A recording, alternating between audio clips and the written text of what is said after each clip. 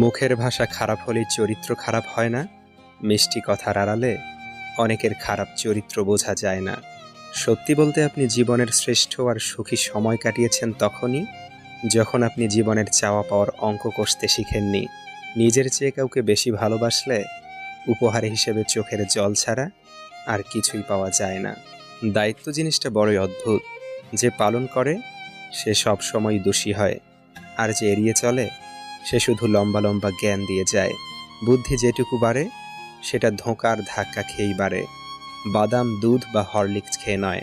সুন্দর সে নয় যে দেখতে সুন্দর, সুন্দর তো সে যার মন মানসিকতা সুন্দর। অভিযোগ নয়, অভিজ্ঞতা থেকে বলছি যে সবার কদর করে তার কদর কেউ করে না। সবার ভালো যে চায় তার কখনো ভালো থাকা হয় না, শুধু কষ্ট পেতে হয়। পৃথিবীতে বাঁচতে হলে অনেক সময় অনেক কিছু মেনে নিতে হয়। কিছু কিছু মুহূর্ত আসে যখন নিজের অসীম ভালো লাগাকেও বিসর্জন দিতে হয়। কেউ ভালোবাসার মানুষটাকে হারিয়েও তাকে ফিরে পাওয়ার আশায় অপেক্ষা করতে থাকে, আর কেউ ভালোবাসাকে মাঝপথে ছেড়ে দিয়ে নতুন আর এক ভালোবাসায় নিজেকে ব্যস্ত করে রাখে। কার কাছে কি কতটা গুরুত্বপূর্ণ সেটা মুখের ভাষায় নয়, সময় গেলেই প্রমাণিত হয়। কেউ একজন জিজ্ঞাসা করলো রাগ কি? উত্তর এলো অপরের ভুলের শাস্তি নিজেকে দেয়া। তাদেরকেই সবাই বোকা ভেবে বারবার ধোঁকা দেয়, ঠকায়, যারা মানবতার খাতিরে সব কিছু বুঝতে পেরেও মুখ বুজে সহ্য করে যায়। মানুষের আচরণ আমাদের মনে তাদের অবস্থান পরিবর্তন করে।